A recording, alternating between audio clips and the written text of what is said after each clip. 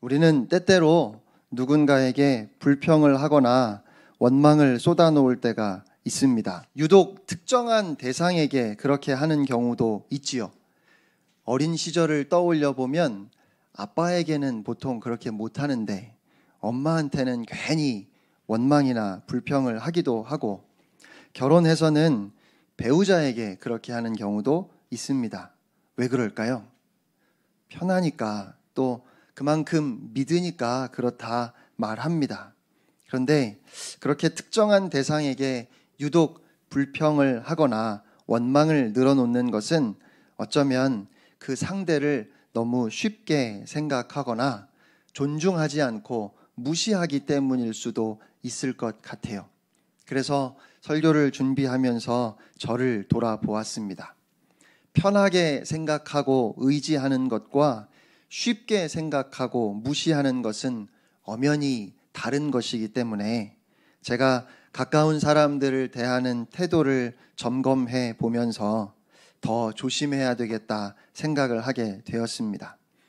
지난주에 우리는 하나님께서 우리 안에 역사하셔서 하나님께서 기뻐하시는 것을 우리가 하고자 하는 의지도 갖게 하시고, 또한 그 일을 할 수 있는 능력도 주시기 때문에 우리가 지금과 같이 코로나로 인해 다 같이 모이지 못하는, 또 어쩌면 좀 외롭게 신앙생활을 해야 하는 이 때에도 두렵고 떨림으로 우리의 구원을 이루라고 하시는 주님의 말씀을 함께 마음에 받았습니다. 칼 바르트라고 하는 신학자는 하나님의 사랑에 대해서 이렇게 정의했습니다. 하나님의 사랑의 대상은 찾아지는 것이 아니라 만들어지는 것이다. 그러니까 하나님께서 어떤 조건을 따라 사랑할 만한 대상을 찾으시는 것이 아니라 도대체 왜 어떤 조건으로 선택하셨는지 도무지 알 수 없는 하나님의 주권으로 사랑할 대상을 선택하시고 작정하시고 그들을 사랑받기에 합당한 모습으로 만들어 가신다는 것입니다. 이것이 우리 안에 역사하시는 하나님의 사랑이지요. 그렇게 오늘도 하나님의 사랑이 우리 안에 역사함으로 우리가 구원을 이루어 갑니다. 그러면 우리가 구원을 이루어가는 구체적인 모습은 어떤 것일까요? 여러 가지를 생각해 볼 수 있을 겁니다. 그런데 한편 재미있게도 오늘 본문은 딱 한 가지 주제만으로 구원을 이루는 것이 어떤 모습인지를 말씀합니다. 여러분, 주님이 주신 이 귀한 구원을 우리의 삶에 계속 적용하고 이루려면 어떻게 해야 할까요? 14절 말씀을 우리 다 같이 한 음성으로 읽겠습니다. 14절입니다. 시작. 모든 일을 원망과 시비가 없이 하라. 아멘. 구원을 이룸에 있어서 우리가 적용해야 할 구체적인 내용은 원망과 시비를 그치는 것입니다. 원망과 시비 없이 모든 일을 하는 것이 곧 구원을 이루는 것이라는 그런 말씀이에요. 원망의 사전적 의미는 남이 나에게 한 일을 억울하게 또는 못마땅하게 여겨 탓하거나 분하게 여겨 미워함입니다. 특히 신앙에 있어서는 하나님께서 나에게 행하신 일이 못마땅하게 여겨질 때 원망이 나오지요. 그래서 원망의 뿌리에는 하나님에 대한 불신이 있습니다. 그리고 시비는 사전적 의미가 오름과 그름이라고 되어 있는데 헬라어의 의미를 살펴보니까 말로 불만을 터뜨리는 것이나 다투는 것 이렇게 되어 있습니다. 그러니까 원망이 내적인 것이라면 시비는 밖으로 드러나는 외적인 것입니다. 시비하는 사람, 말로 불만을 터뜨리는 사람에게는 이미 그 속에 원망이 있는 것이지요. 여러분, 원망과 시비라는 단어를 들으시면 머릿속에 누가 떠오르십니까? 누구를 떠올리셨습니까? 혹시 저를 떠올리셨나요? 제가 떠올랐다고 하셔도 할 말은 없지만 여러분 자신이 떠올라야 그게 정상입니다. 우리가 다른 사람을 먼저 떠올린다면 그런 우리의 마음을 다시 살펴야 할 겁니다. 첫 번째는 나 자신이 떠올라야 하고, 그리고 그 다음에 누가 떠오르지요? 이스라엘 백성들을 많은 분들이 떠올리시지 않았을까 싶어요. 이스라엘 민족은 애굽을 탈출한 지 얼마 지나지 않아서부터 무슨 일만 있으면 원망했습니다. 그들은 모세를 원망하고 아론을 원망했습니다. 그리고 그것은 곧 하나님을 원망하는 것이었습니다. 무슨 일만 있으면 그들이 하는 말이 죽겠다입니다. 그러고 보면 이스라엘 백성과 한국 사람들이 참 많이 비슷한 것 같습니다. 그래서 출애굽기를 보면 이스라엘 민족이 참 한심하게 느껴지기도 하고 하나님은 참 답답하시겠다 싶은 생각이 들기도 합니다. 애굽에서 노예로 살고 있던 그들을 하나님께서 구원하셨습니다. 여러분, 그들이 몰래 도망치듯 빠져나온 것이 아니에요.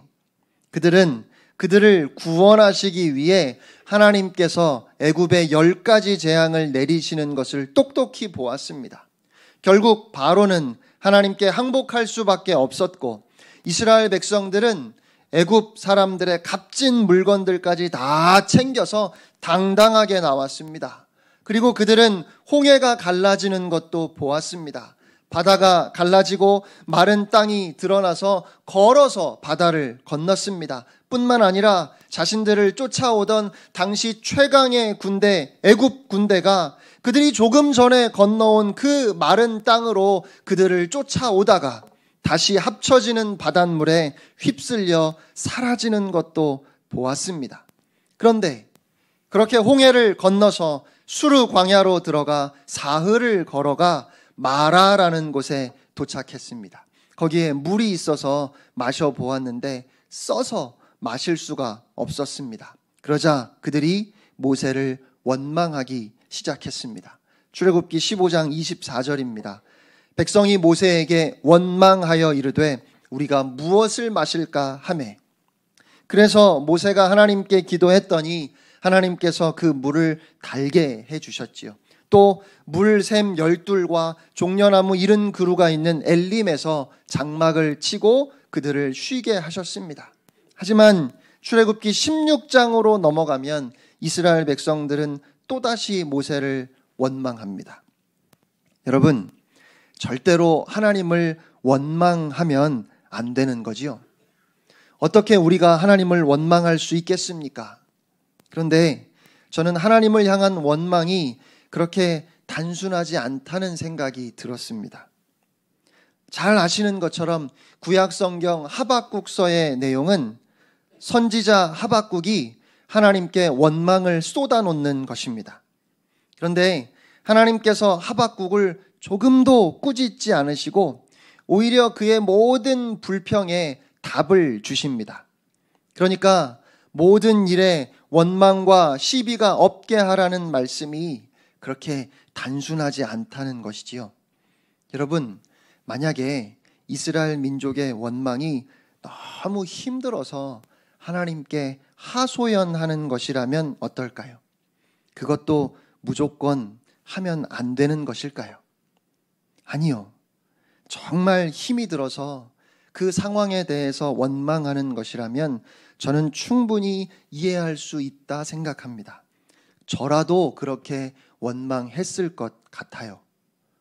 분명히 이스라엘 백성들은 놀라운 기적들을 경험했습니다.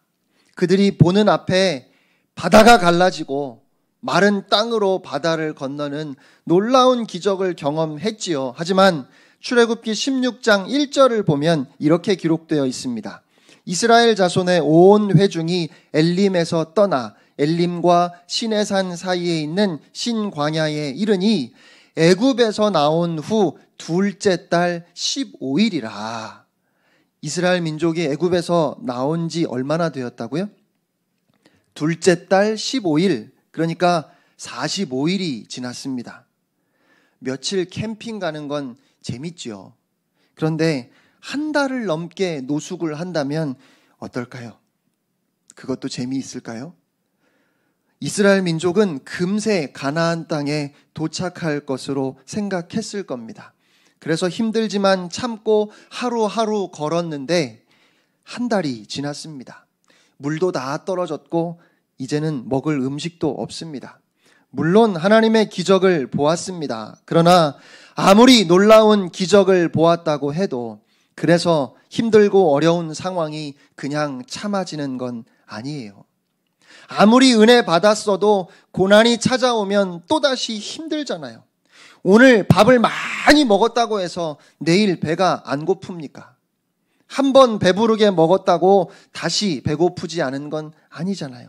낮잠을 충분히 자고 오늘은 밤새워 공부할 수 있을 줄 알았는데 한두 시간 책을 보니 또 졸립니다. 우리가 이런 상황에 처했다면 달랐을까요? 분명히 놀라운 하나님의 기적을 경험했지만 힘든 건 힘든 거예요. 그러니까 너무 힘들어서 원망이나 불평이 나오는 것이라면 충분히 이해할 수 있습니다. 여러분, 아무리 힘들어도 그냥 꾹 참고 아무 말도 하지 말아야 할까요?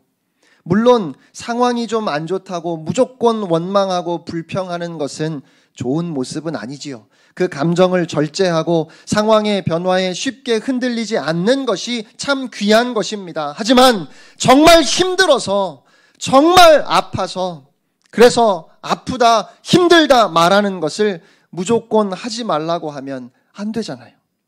아프면 아픈 겁니다. 슬프면 슬픈 거예요. 그럴 때는 아프다고 힘들다고 하나님께 말할 수 있습니다. 오히려 하나님은 그 백성이 입을 다물기를 원하지 않으십니다. 아무리 아파도 아무리 힘들어도 꾹 참고 아무 말도 하지 않는 그 모습을 우리 하나님께서 원하지 않으신다는 말이에요. 오히려 힘들 때, 어려울 때 하나님 앞에 나와서 여러분의 마음을 쏟아놓기를 원하십니다. 그러므로 참다 참을 수 없어서 하나님께 있는 그대로 그 마음을 쏟아놓을 때 우리 하나님은 그것을 나무라지 않으십니다. 누군가가 그 삶의 무게에 너무 힘들어서 이제 그만 죽었으면 좋겠다 말했을 때, 이제 그만 하나님께서 데려가셨으면 좋겠다 했을 때, 단순히 죽겠다는 말을 했다고, 그것을 믿음이 없다고, 경건하지 못하다고 말한다면 과연 옳겠습니까? 생명은 하나님께 있는 것인데 어떻게 그런 말을 할 수 있느냐고 야단친다면 과연 그것이 옳은 일이겠습니까? 고난 가운데 사람들이 하는 말은 얼마든지 과장될 수 있습니다.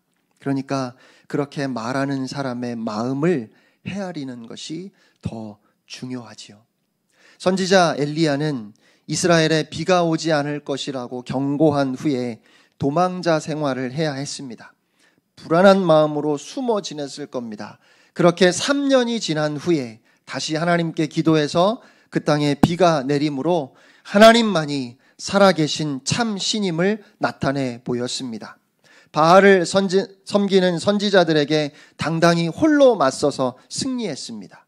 그는 거짓 선지자들을 모두 죽이고 온 백성들에게 하나님의 사람으로 인정받았습니다. 아합 왕조차 그가 말하는 그대로 따를 정도였습니다. 그런데 아합 왕의 왕비 이세벨이 이 소식을 듣고는 내가 내일까지 엘리야를 죽이겠다고 분을 냅니다. 하지만 이미 이세벨은 패했고 그녀에게는 그럴 힘도 없었습니다. 그런데 이세벨의 그 말을 듣고 엘리야가 무서워서 광야로 도망을 갔습니다. 하루 종일 도망쳐서 광야에 다다른 엘리야는 로뎀나무 아래에서 이렇게 하나님께 기도했습니다. 여호와여, 이제 이것으로 충분하니 제 목숨을 가져가 주십시오. 죽고 싶다는 말입니다. 왜 나를 이렇게 힘들게 하느냐는 원망의 말이지요. 더 이상은 못하겠다는 낙심의 말입니다. 여러분, 하나님의 선지자가 어떻게 죽고 싶다는 말을 할 수 있습니까? 어떻게 하나님께 감히 내 생명을 가져가 달라고 기도할 수 있습니까? 그가 광야에서 지낼 때 하나님께서 까마귀를 통해 먹을 것을 주셨고 사르밧 과부를 통해 먹을 것을 얻게 하시고 그 집에 음식이 떨어지지 않는 기적을 보여주셨는데, 그가 기도할 때 죽은 과부의 아들까지 다시 살려주셨는데, 뿐만 아니라 그의 기도에 불로 응답하셔서 바알 선지자들을 홀로 대적하여 한꺼번에 다 물리치게 하셨고, 다시 그가 기도할 때 3년 동안이나 비가 내리지 않았던 그 땅에 비를 내려주신 하나님이신데, 그런 하나님께 어떻게 이제 충분하니까 내 생명을 거두어 달라고 그렇게 기도할 수 있겠습니까? 그런데 하나님께서는 엘리야에게 그렇게 말씀하지 않으셨어요. 하나님은 엘리야를 혼내지 않으셨다는 말입니다. 하나님은 엘리야의 약함을 보셨습니다. 엘리야는 내가 힘이 듭니다, 내가 지쳤습니다 라고 그렇게 하나님께 말했던 것입니다. 그리고 그는 정말로 지쳐 있었습니다. 엘리야는 하나님을 사랑하는 사람이었고 헌신된 하나님의 사람이었습니다. 그런데 그런 그가 그렇게 기도했습니다. 주님, 더는 못하겠습니다. 이만하면 충분하니까 이제 나의 생명을 거두어 주십시오. 힘들어서 그랬어요. 낙심이 되어서 그랬습니다. 우리 하나님께서 엘리야를 책망하지 않으셨습니다. 엘리야가 했던 말도 문제 삼지 않으셨습니다. 오히려 엘리야에게 천사를 통해 먹을 것을 주시고 깊은 잠을 자게 하셨습니다. 주님의 보호하심 안에서 쉼을 얻게 하셨습니다. 왜냐하면 하나님은 엘리야의 말을 들으신 것이 아니라 그의 마음을 보셨기 때문입니다. 생명을 거두어 달라고 했던 엘리야의 기도에 대한 우리 주님의 응답은, 그래, 네가 많이 지쳤구나, 네가 힘들구나 였습니다. 그래서 주님은 오히려 그를 위로해 주셨습니다. 우리는 종종 탄식과 원망을 혼동하는 것 같습니다. 그래서 너무 힘들어서 탄식해도 그것을 불신앙이고 경건하지 못한 모습이라고 말합니다. 그런데 때로는 한숨이 저절로 나와요. 참으려고 하고 입을 막으려고 하고 내가 하나님 앞에 말로 범죄하지 않으려고 하나님을 원망하지 않고 하나님의 절대적인 주권과 내 삶을 인도하시는 그 하나님의 은혜를 내가 의지하고 살아보겠노라고, 그래서 입을 막고 이를 악물고라도 원망과 시비를 하지 않으려 함에도 나도 모르게 저절로 나올 때가 있어요. 하나님, 저에게 왜 이러십니까? 어떻게 저에게 이러실 수 있습니까? 그런데 이런 말들은 하나님을 향한 원망이지만 또 한편으로는 그만큼 간절히 하나님을 찾는 모습이기도 합니다. 하나님, 어디 계십니까? 어떤 뜻을 이루시려고 저에게 이런 일을 허락하십니까? 그렇게 간절히 하나님을 부르고 있는 모습이라는 말이지요. 시편 38편을 보면 다윗의 고백이 나옵니다. 다윗이 굉장히 아팠나 봅니다. 그 몸의 병이 아주 심했던 것 같습니다. 그래서 시편 38편 6절로 8절에 이렇게 고백했습니다. 내가 아프고 심히 구부러졌으며 종일토록 슬픔 중에 다니나이다. 내 허리에 열기가 가득하고 내 살에 성한 곳이 없나이다. 내가 피곤하고 심히 상하였음에 마음이 불안하여 신음하나이다. 또 시편 13편 1절로 2절에는 이렇게 고백합니다. 여호와여, 어느 때까지니이까? 나를 영원히 잊으시나이까? 주의 얼굴을 나에게서 어느 때까지 숨기시겠나이까? 나의 영혼이 번민하고 종일토록 마음에 근심하기를 어느 때까지 하오며 내 원수가 나를 치며 자랑하기를 어느 때까지 하리이까? 여러분, 이 다윗의 탄식이 문제가 있다 생각하십니까? 지금 다윗은 하나님의 품을 파고 들어가고 있습니다. 이러한 탄식은 책망이 필요한 것이 아니라 위로가 필요한 것입니다. 하나님, 내가 죽게 되었습니다 라고 말하면 네가 무엇이관데 감히 하나님께 그렇게 말하느냐 할 것이 아니라 너무 힘들어서 하나님 정말 죽겠습니다 라고 그렇게 원망하면 하나님이 지키시는데 어찌 하나님을 원망하느냐고 책망할 것이 아니라 어쩌면 좋겠느냐고 같이 울어주는 것이 마땅하다는 것입니다. 이스라엘 백성들이 원망하는 것이 한 달이 넘게 매일매일 걷고 음식이 떨어지고 너무 힘들어서 또 너무 불안해서 어디로 가는 것인지 언제쯤 도착해서 쉬게 될지 몰라서 그냥 그렇게 막막하게 걸어가는 그 상황이 너무 절망스러워서 하나님, 내가 그냥 애굽에서 죽었더라면 좋았을 것을 왜 이 광야에 나를 끌어내셔서 이렇게 죽게 하십니까? 라고 탄식하는 것이라면 저는 그것은 이해할 수 있습니다. 아니, 이해해 줘야 한다 생각합니다. 저는 이스라엘 백성들의 처한 환경과 그들의 심정을 이해할 수 있고 그래서 하나님을 찾으며 하나님을 원망하고 있다면 저는 이스라엘 백성들에게 문제가 없다 생각해요. 하지만 이스라엘 백성들의 원망은 그런 원망이 아니었습니다.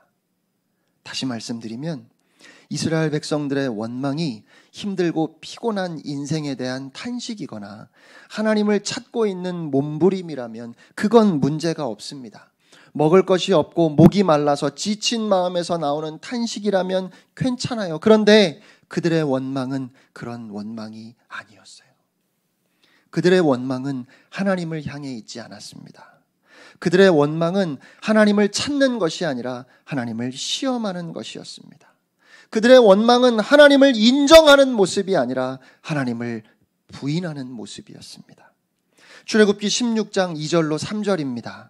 이스라엘 자손 온 회중이 그 광야에서 모세와 아론을 원망하여 이스라엘 자손이 그들에게 이르되 우리가 애굽 땅에서 고기 가마 곁에 앉아 있던 때와 떡을 배불리 먹던 때에 여호와의 손에 죽었더라면 좋았을 것을 너희가 이 광야로 우리를 인도해 내어 이 온 회중이 줄여 죽게 하는도다. 여러분, 그들은 그들의 비참했던 때를 미화해서 회상했습니다.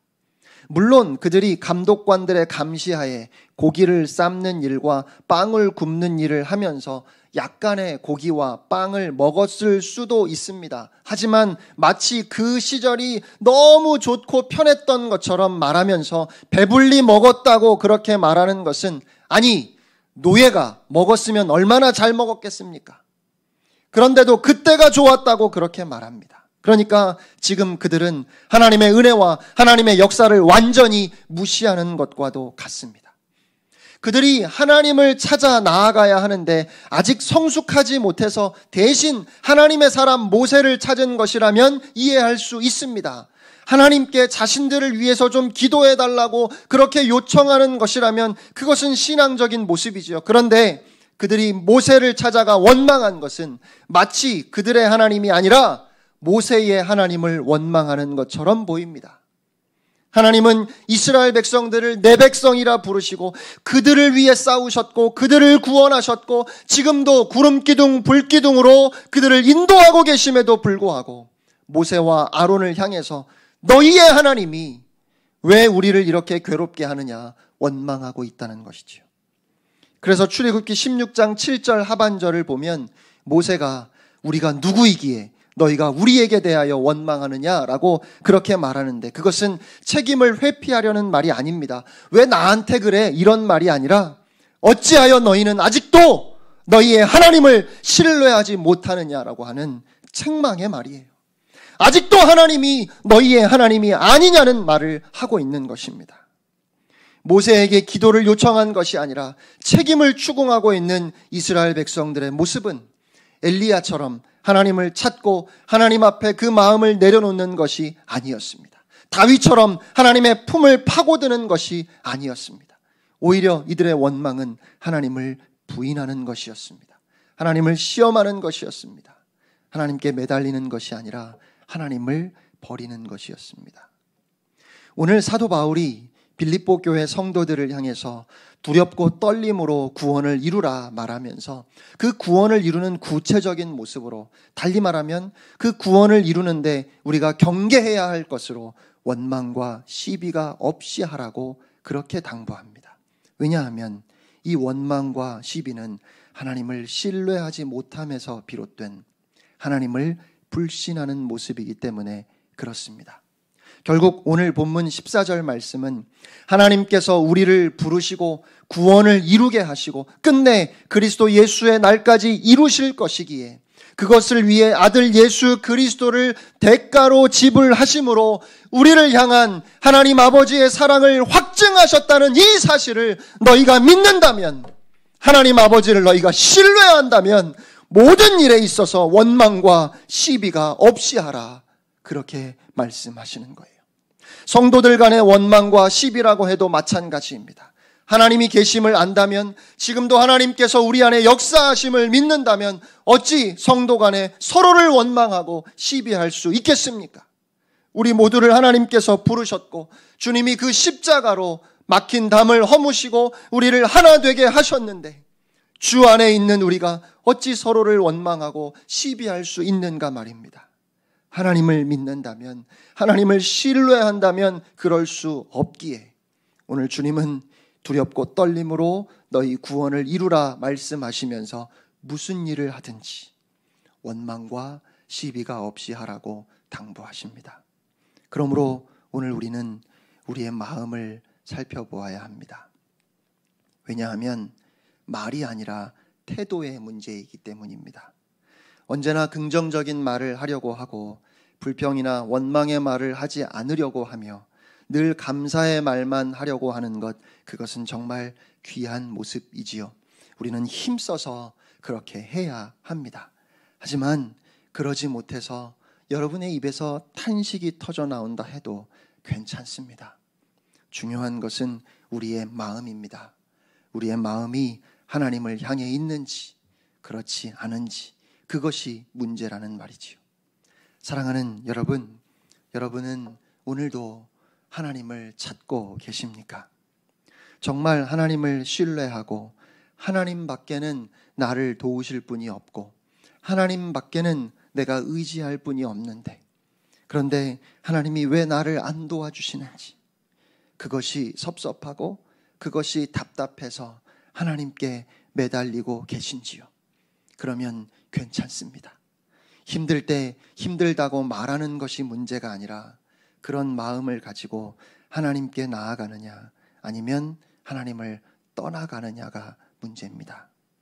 우리의 삶과 상황은 만족스러울 때보다 만족스럽지 못할 때가 더 많고, 남을 때보다 모자랄 때가 더 많고, 기쁘고 즐거울 때보다 슬프고 서글플 때가 많습니다. 그때 우리는 우리의 시선을 하나님께 맞추어야 합니다. 사랑하는 성도 여러분, 지난해 여러 모양으로 여러분이 참 힘든 시간을 보내셨음을 압니다. 그리고 2021년 새해 여전히 상황이 나아지지 않았고 여전히 힘들고 어렵지만 탄식이라도 좋으니까, 원망이라도 좋으니까 우리 하나님 아버지를 찾으십시오. 하나님을 놓치지 마십시오. 우리 하나님만 더욱 붙드시기를 축복합니다. 주님이 우리를 위로하시고 우리에게 새 힘을 주실 것입니다. 우리 안에 그 선한 일을 시작하신 하나님께서 우리로 하여금 날마다 구원을 이루어 가도록 우리를 도우실 것입니다. 우리 이 시간 함께 찬양하겠습니다. 이 찬양에 우리 새로 배우는 찬양인데 찬양의 가사를 하나하나 여러분이 마음속에 새기며 같이 고백할 수 있기를 바랍니다.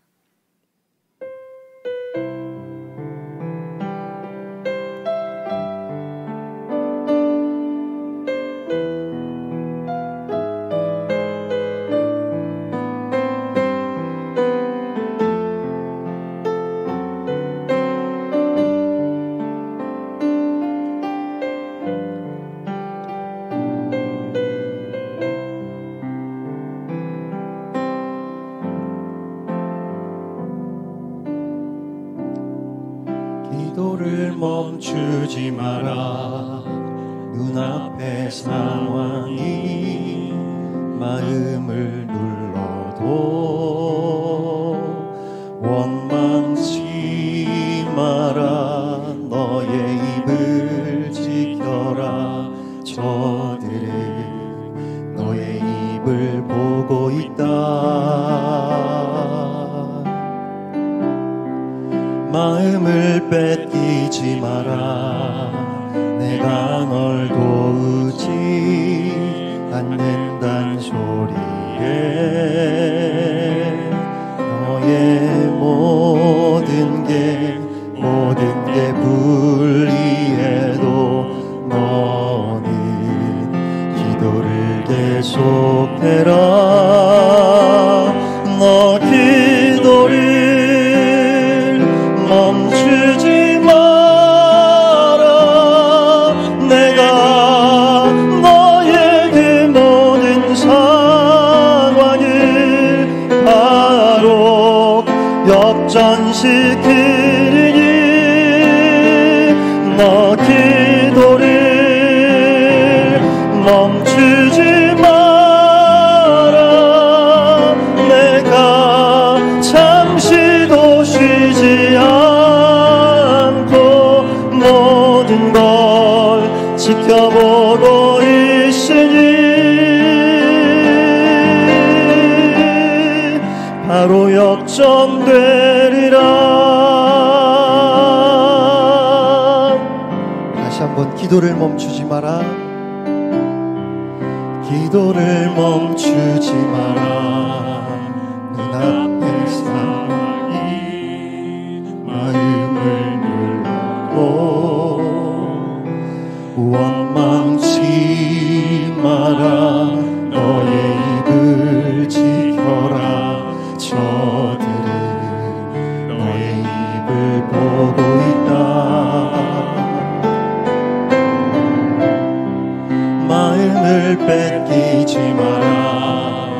내가 널 도우지 않는단 소리에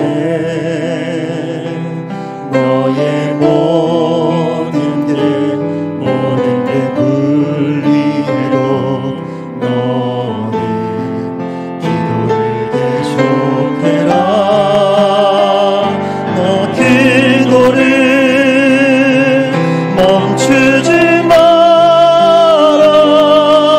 내가 너의 그 모든 상황을 바로 역전시키니 너 기도를 멈추지 마라. 내가 잠시도 쉬지 않고 모든 걸 지켜보고 있으니 너 기도를 멈추지 마라.